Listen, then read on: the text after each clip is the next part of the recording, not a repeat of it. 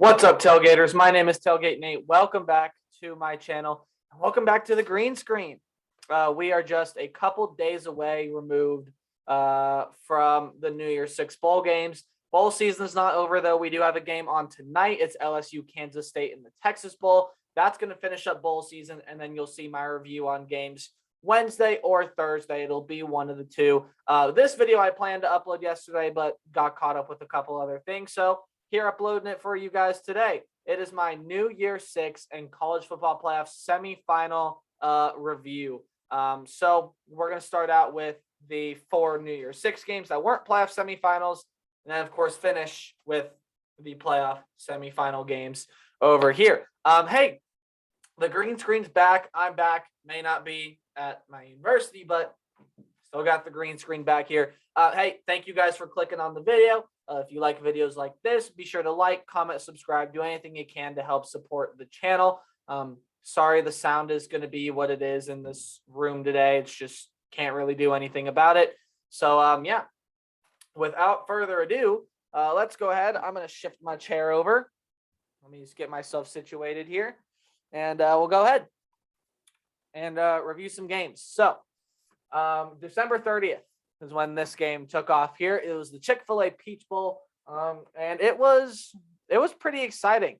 Actually, of course, as I mentioned in my preview and prediction, there were no real stars playing in this game, or at least each team's best player not playing, opting out due to the NFL draft. That was Kenny Pickett for Pitt and Kenneth Walker for Michigan State, and I took into consideration, okay, Michigan State does not have a very good pass defense. Jordan Addison should be able to, kind of do his thing, and we'll go from there, right? Well, that's kind of what happened. Jordan Addison, as you see, had a pretty good game. 7 catches for 114 yards. No touchdowns, though. We'll get to the quarterback situation in a minute for Pitt.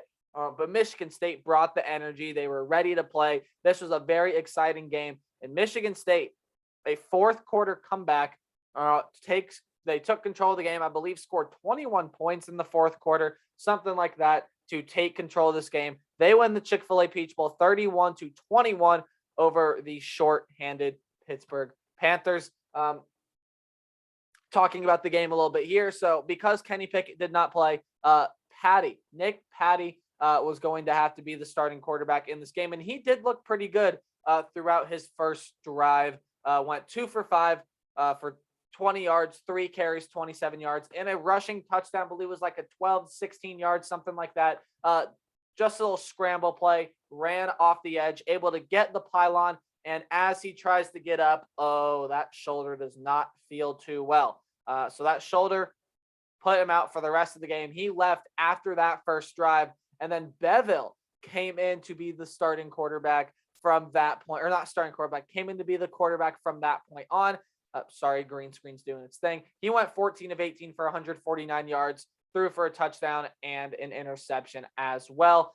So Pitt quarterback situation was a little bit funky in this game. Next year, though, they are getting Keaton Slovis, so we'll see how Pitt looks next year. I already talked about Jordan Addison, the Biletnikoff winner. Leading rusher for this game was Davis with 12 carries, 43 yards. Nothing really going for there. On the Michigan State side of things, haven't talked about their players a lot.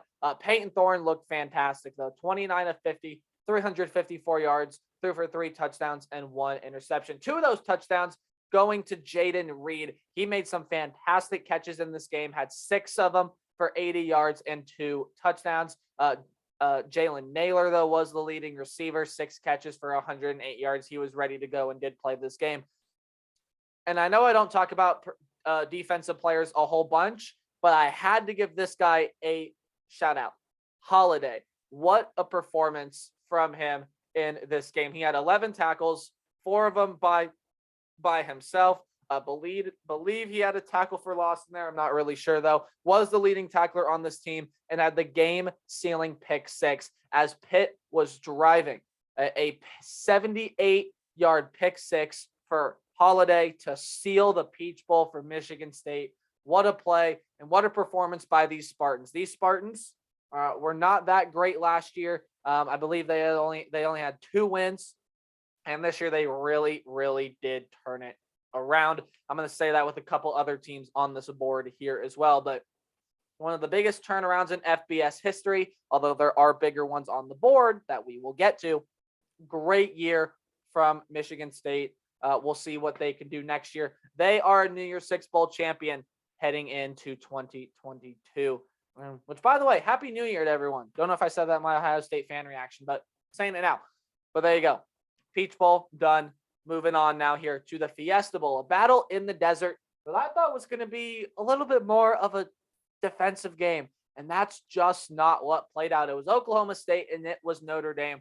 This was a pretty exciting game here as well. Notre Dame had the tempo early, led by quarterback Jack Cohn, who has a fantastic stat line. Threw 68 passes, though, a little too much for my liking. But, of course, what are you going to do when you don't have Kyron Williams, your best running back in the backfield? You're going to throw the ball a lot. And a lot of players showed out for Notre Dame in this game. I'll start with Jack Cohn now. We'll get to the rest later. He went 38 of 68, 509 yards for 5 touchdowns.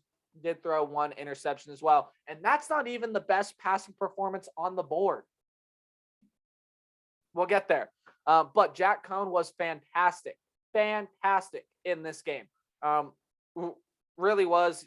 He was stellar. He was making some great throws, some great reads. Don't let the 30 incompletions fool you. That's going to happen when you throw 68 passes in a game. Okay, that's going to happen. Now, as far as the running back situation, again, Notre Dame did not run the football a lot in this game. Speedster Chris Tyree figures to be probably the feature back next year. He only had 6 carries for 18 yards. But on the receiving end, again, so many guys showed out for Notre Dame. 6 catches, 115 yards, and 1 touchdown for Tyree. For Styles, 8 catches, 136 yards, and 1 touchdown. He was the leading receiver. Austin, 6 catches, 105 yards, and 1 touchdown. And Michael Mayer, one of the best tight ends in the nation, 7 catches for 72 yards and 2 tutties on his performance here as well. Notre Dame had the 14-point lead going into halftime. They were looking good, but all of a sudden, Oklahoma State finds this spark. And Spencer Sanders started to play well. He's had trouble with liking to give the ball to the other team for a lot of this year. Didn't happen in this game, though. He was fantastic. 34 of 51 for 371 yards, 4 tutties on the day, along with 17 carries, 125 yards, was also their leading rusher. Speaking of leading rusher, Jalen Warren, with all the injuries that Oklahoma State had to the running back room this year, Jalen Warren, a transfer from Utah State, really did come along and played well in this game. 19 carries, 82 yards. No touchdowns, though, but did have a lot of plays to really help drive this Oklahoma State team's effort, I should say, in this game. Onto the receiving end, which is where a lot of the plays were made for Oklahoma State down the stretch. But also this defense found a spark. Jim Knowles had this team prepared, ready to go in the second half. I don't know what was said in the locker room, because what happens in the locker room stays in the locker room. But it was a fantastic performance from Oklahoma State in the second half, led by this guy down here. Tay Martin was not the leading receiver. That was Presley. He had 10 catches, 137 yards, but no touchdowns. Martin had 3 of them on the day, go along with 10 catches and 104 yards receiving. He made some fantastic catches down the stretch, gave this Oklahoma State team the lead late, and a big lead towards the end there, a field goal kick to put them up 9. Notre Dame tried to make it interesting. They scored the touchdown to make it 37-35, but that is the way the score would stay. What a defensive performance by Oklahoma State in the second half. And even like I said, Spencer Sanders and Tay Martin, this offense that has had its struggles this year, really did come along in the second half, able to push Oklahoma State to the 37-35 win in the desert in the Fiesta Bowl. If I had to give an MVP this game, it's got to be Tay Martin. I mean, he made some fantastic catches, some ridiculous catches. He was insane late down the stretch for Oklahoma State. But how about Jim Knowles, huh? He's going to get to come to the team of the jersey I'm wearing. And, of course, my favorite team, the Ohio State Buckeyes. He's going to get to go there where he gets to prepare for Notre Dame again. So just prepared for Notre Dame, just beat him with a fantastic defensive performance. Now has to go do it with a whole new group of players there at Ohio State, as Ohio State and Notre Dame face in the first game of next year, which, by the way, what a game that should be. Week 1 is a lot of interesting games that I will look at later this offseason, but of course, reviewing games for you guys. So we got 2 pretty fun games already, but I don't think any game was as fun as the Rose Bowl. And speaking of the Ohio State Buckeyes, there's this game right here, 45-48, but don't let this score fool you. This was all Utah in the beginning. Not going to lie, I've been watching Ohio State football for a long time. If you didn't see my Ohio State fan reaction, I highly encourage you to go watch it, kind of recap the season. You guys get to listen to me talk Ohio State football. I have a pretty good time if you're interested in that sort of thing, of course. But I had mentioned in that video that I've been watching Ohio State football for 19 years because I'm only 19. But that was by far the worst defensive performance I had seen from Ohio State ever. They came out in the second half and they played well, but we'll get there. First half starts, Utah wins the coin toss and they elect to be aggressive.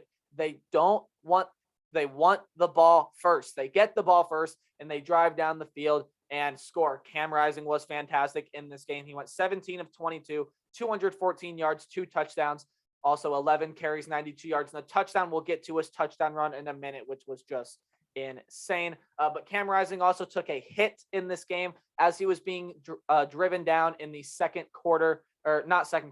half. I believe it was fourth quarter with about 8 minutes left, was getting tackled, was getting sacked, kind of threw the ball away. And as he landed, whiplashed his head back. And you could see the moment where Cam Rising kind of just stiffened up and stopped moving. So it was a really scary scene.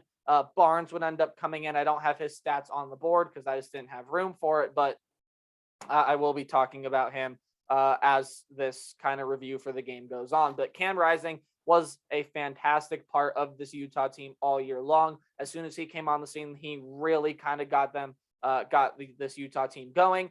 He most certainly should be back next year, and Utah should benefit from it. I think this Utah team can be pretty good next year, but we'll see what happens, right?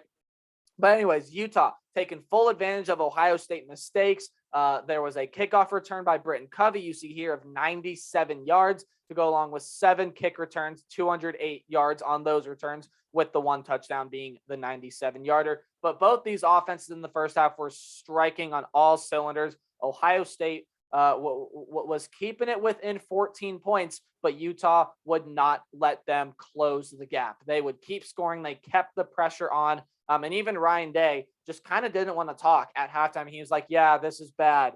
35 points. This is ridiculous. This is stupid. Kind of went into the locker room. And again, I don't know what was said in the locker room, but another 14-point turnaround led Ohio State down the stretch. 2 guys that I need to mention right off the bat: CJ Stroud, Jackson Smith, and Jigba.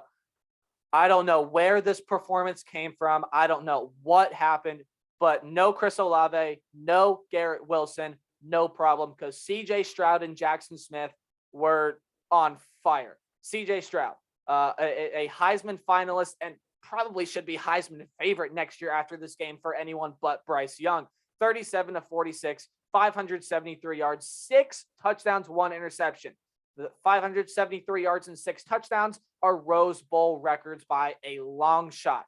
The 1 interception, of course, just tried to force a throw. That was the first drive of the second half, but really came on, really stepped up, and he made some fantastic throws all game long. When you look at Travion Henderson, 17 carries, 83 yards on the day. Didn't really use the run a lot because of this man, Jackson Smith and Jigba. Oh my goodness. 15 catches, 347 yards, 3 touchdowns, all which are Rose Bowl records. Actually tied a Rose Bowl record with the 3 touchdowns with a lot of other people, and his teammate Marvin Harrison, who seems to be the second best receiver next year. 6 catches, 71 yards, and 3 touchdowns for him. Again, Smith and Jigba and Harrison tied a Rose Bowl record. Ohio State had the ball late. They're driving. Noah Ruggles comes on, kicks the game-winning 19-yard field goal with around with 9 seconds left, and Ohio State, unbelievably to me, gives Britton Covey a chance on the kick return, but it goes nowhere. He's stopped. Great kick coverage by the Ohio State team, and the Ohio State Buckeyes, down 14 points 4 different times in this game, come back and win an absolute classic on a record-breaking day by their quarterback and best wide receiver coming into next year. This was the Ohio State offense that we are going to see next year. So we'll see how it does. Other performers for Utah, Tavion Thomas, 18 carries for 67 yards and a touchdown. Brant Keithy had 6 catches for 77 yards as well. Moving into the final New Year's 6 game here. I mean, what can be much better than this? Well, let's go ahead and look here. This game was all offense. This game was all defense. Matt Corral had made the decision that he was going to start. He was going to play this game. And early in the game, he gets knocked out with an injury. Not before, though, accumulating these stats. He went 2 for 6 with 10 yards, 1 interception that got returned for a pick 6. I do believe that was the interception that went for, yeah, that was it. That was the pick 6 by Walcott. He had 1 interception, which was the pick 6, 96 yards. Matt Corral had this team driving, was looking really good. Also had 7 carries for 17 yards, but left in the first quarter after getting rolled up on his leg, comes back out onto the field on crutches to a standing ovation to the crowd. Hopefully it doesn't ruin his draft stock. I don't see why it would. And if it does, then the conversation between, should players play, should players not play, is going to get a whole lot louder than it already is. And I have opinions on that I'll save for another video, because that's not what this video is about. If you guys want to listen to me get into college football politics, you can. But hey, I'm not going to sit here and bore you with it.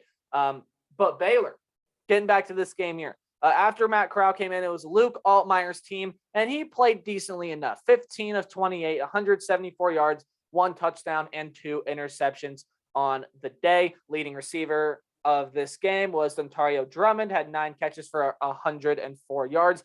Braylon Sanders only had 1 reception, and it was the touchdown, I do believe, from Luke Altmaier. Again, I don't have his stats on the board because I don't have room for it. Other offensive performers for Ole Miss, though, Jerrion Ealy, 12 catches for 65 yards, and Snoop Connor, 11 carries of 42 yards. They are both running backs, respectively. And that was really it. That was really the story for Ole Miss. This defense was playing pretty solidly up to this point. As you see, there's no real flashy stats from Baylor except for this guy here, Braylon Smith and Bernard, but that's a defensive player. No, so I don't have a lot of offensive stats on the board. But it's the Bears defense that wrote the storyline in this game. I'm going to talk about these 2 guys first, then we'll get into the defense. Gary Bohannon did get the start over Blake Shapen. He was healthy, ready to go. And, the stat line is not going to make you, it's not going to make your eyes pop out of your skull. Only 7 of 17 for 40 yards, 1 touchdown, and 1 pick. Nothing really special there from Gary Bohannon. But Abram Smith had a really good game. 25 carries on 172 yards.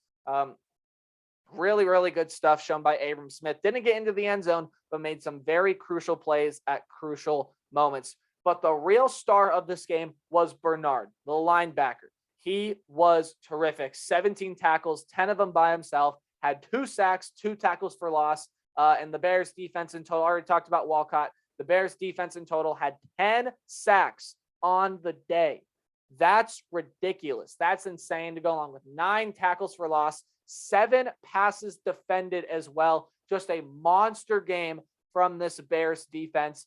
They win the All-State Sugar Bowl 21-7 to tie the record for the biggest turnaround ever in FBS history. This team had 2 wins last year, and they go all the way up to having 12 wins. They're Big 12 champions, and they win a New Year's 6 Bowl. And if they could have had 1 less loss, we could have been talking about this team in the college football playoff. This team was going to be that good. So very good season for Baylor. It's a great season for Ole Miss. It's their first 10-win season in program history. Matt Corral will be remembered as a legend on this team forever. But Baylor comes out of this one on a terrific performance from Bernard and their defense. There you go. There are my New Year's 6 Bowl game. Tell me, out of these, which do you think was the most impressive performance? I think it's undoubtedly Jackson Smith and Jigba with the 347 yards. I mean, just absolute insanity from him. But we're going to go ahead and get into playoff games. I'm going to go ahead, switch sides here. Be back in a sec. Okay, sorry, you're probably going to see my mice. Hey, look, there it is, right there. You're probably going to see that. So I apologize, but couldn't really figure out a way to get rid of it. Anyway, moving on now to the playoff games here. I'll move that out of the way a little bit. There you go. That's a little better, right? Can still hear me okay? Good? We're good? All right, cool. Let's get into these playoff games here. We're going to start with the top one, as this was the game that finishes first. Headline of this one, the Tide end the Bearcats' miracle Cinderella run as they roll into the national title game. I'm going to talk about how it was done. Not a great passing day for Bryce Young. Only 17 of 28 for 181 yards, 3 touchdowns, and 1 interception. Guys like Sauce Gardner, Kobe Bryant, they were able to limit the Alabama wide receiver core fairly well. But there were some guys that stepped up and made some plays. You had Brooks, 4 catches, 66 yards, and a touchdown for Brooks. He also had Slade Bolden, 3 catches for 31 yards and 1 touchdown for him. Jameson Williams was still the second most prolific receiver on this team. Of course, John Mechie not available to play with that ACL injury. He had 7 catches for 62 yards. But Cincinnati's defensive backs did a really good job of limiting his big play ability, which gave them a chance in this game. Jameson Williams also had 1 carry for 18 yards. But Cincinnati just couldn't get anything going on offense. This Alabama defense was insufferable. Desmond Ridder, 17 of 32 for 144 yards, also had 10 carries for -6 yards. That's including sack yardage, because he was sacked 6 times. Did make some pretty good scrambles, but really that's all sack yardage that you're seeing right there. He was sacked 6 times. That's not a recipe for success at all. Some other offensive performers from Cincinnati: Jerome Ford, 15 carries for 77 yards, also had 3 catches for 11 yards. When you look at guys like Michael Young, 4 catches for 55 yards. Tyler Scott, 4 catches for 43 yards. Alec Pierce only had 2 catches for 17 yards. And Josh Wiley only had 1 catch for 12 yards. So really, it was this Alabama defense that took control of this game and was able to make Cincinnati feel the Alabama pressure and not really get anything going. And of course, Cincinnati just does not have the depth on defense to contend with the talent on this Alabama team. They made some good stops here and there, and their best defensive performer, talking about Cincinnati, was Beavers, a linebacker, 10 tackles, 4 of them by himself, 1 sack, and 2 tackles for loss. He played really well, but other guys on the defense need to step up. Sanders was affecting the game, the defensive end that's going to go to the NFL draft. He was affecting the game, but not to the extent that he needed to in order to have Cincinnati to have a chance to win this game. To win this game. Alabama did everything that they needed to win, but that's kind of all they did. Alabama was not impressive in this game. They didn't open anyone's eyes. They didn't really send signals that this team is so much better than we thought. Everyone was giving Alabama hell in the offseason, saying this team's not as good. There's no way this team is going to be as good. Georgia's the team to beat in the SEC this year. And Alabama's come out and prove all of those people wrong. Alabama is still Alabama. They roll into the national title game. And I've talked about Bama's defense, right? I've already talked about Bama's defense. Best defensive performer by far, Will Anderson. Not the leading tackler, only had 6 tackles, 2 of them by himself, but 2 sacks, 2 tackles for loss. He was affecting the game every which way. The other thing that Alabama's defense was doing in this game was knocking down passes at the line. They saw something in film with the way Desmond Ridder, with the way his eyes moved, just with his something. They saw something, because it seemed like every other play, Alabama was knocking the football down at the line. So that's just good defensive game planning on the part of Nick Saban and Alabama. But the one player I haven't talked about yet that I thought was really impressive was Brian Robinson. Not really a back that you'd think, oh, wow, he's a really good running back, but hasn't really had the stats to show it this year. Does in this one. Pulled a Zeke Elliott, 26 carries, 204 yards. And we'll see if this new run attack will fare them better in the national title game because they get to play the same team that they just played 2 games ago in the Georgia Bulldogs. My headline for the next semifinal here: the Dogs cruise to another semifinal win. They are now 2-0 in national semifinals, set up an SEC rematch for the national championship for the Natty. And I think this is the game that everyone wants to see. To me, these are clearly the 2 best teams in college football when you are looking at Alabama and Georgia. I think Michigan, Ohio State, Baylor, you can make cases to be in there as well. But I think no 2 teams this year are near as good as Alabama and Georgia. And speaking of Georgia, let's talk about how they won this game. Michigan got overwhelmed. Michigan just could not keep up with this team. They did not get great quarterback play. Haskins was not going. The defense did not, the pass rush just was not there for Michigan. But I think the big thing about this game here is that Stetson Bennett has proven that he is a quarterback that should not be counted out. Stetson Bennett is not a flashy name. When you think about Stetson Bennett, you're not going to think 5-star recruit, NFL caliber talent. It's just not happening.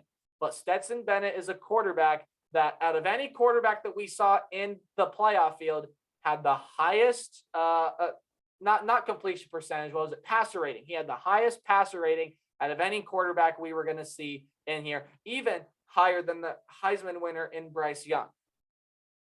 That's really, really impressive stuff from a no-name kid that came on and now has a chance to avenge an SEC title and go out and win a national championship. In this game here against the Michigan Wolverines, the champions of the Big Ten this year, he went 20 of 30 for 313 yards and 3 touchdowns, 3 scrambles for 32 yards as well. Ain't shabby. But Michigan just did not get home in this game. You don't see Hutchinson here. You don't see Ojabo here. In fact, Ojabo did not even get a tackle on the board. Georgia did a great job of taking him and Hutchinson out of the game.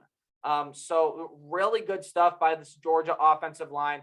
And it was just Georgia dominance. I mean, I really have no other way to say it. Michigan got overwhelmed. When we look at some of the numbers here for Michigan, they're just not great. We'll look at the 2 quarterbacks here. Cade McNamara, of course, got the start, went 11 of 19 for 108 yards and threw 2 picks. Both of them to Darion Kendrick, who also had 5 tackles, 4 by himself, to go along with one of those tackles being a tackle for loss. Then they throw in J.J.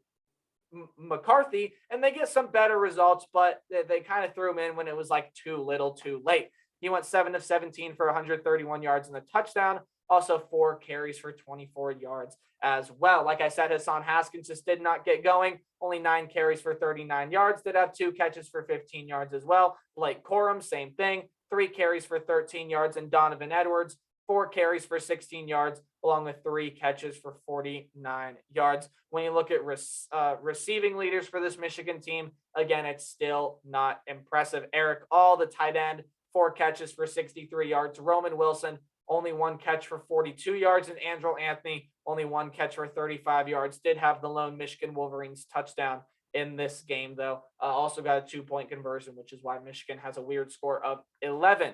When you look at offensive performers from Georgia, of course, Stetson Bennett was the highlight of this game. Zamir White, 12 carries for 54 yards. When you look at James Cook, 6 carries for 32 yards, but that's not what impressed people about James Cook in this game. His receiving effort was out of this world. 4 catches, 112 yards, and a touchdown for Dalvin Cook's brother.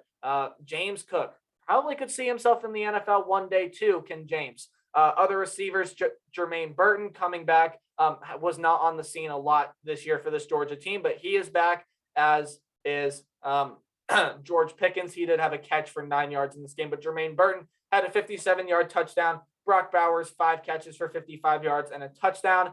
And how about Kenny McIntosh? He did a little bit of everything in this game. Had a trick play touchdown pass of 18 yards, 2 carries for 5 yards, and 3 catches for 32 yards for him as well. But what did I say all this time?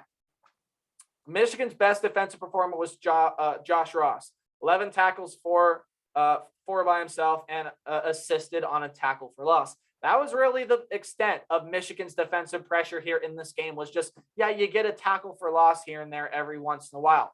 But for Georgia, it was out of this world. N'Kobe Dean had 7 tackles, 5 by himself, 1 sack, 2 tackles for loss. Already talked about Darion Kendrick, but I'll say it again. 5 tackles, 4 of them by himself, 1 tackle for loss, and 2 interceptions in that game. Dominance by the 2 SEC schools here in the playoff semifinals for what should be a very, very exciting game in the national championship that I am going to be doing preview work on here later this week.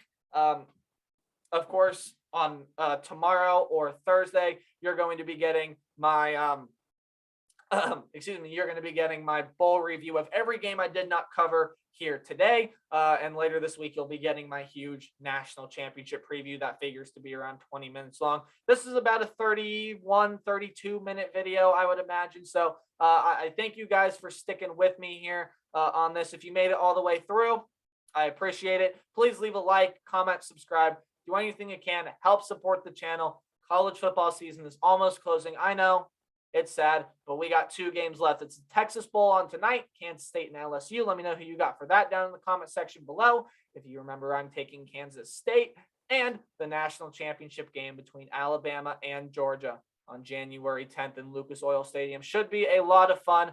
I'll talk to all you guys later. Goodbye.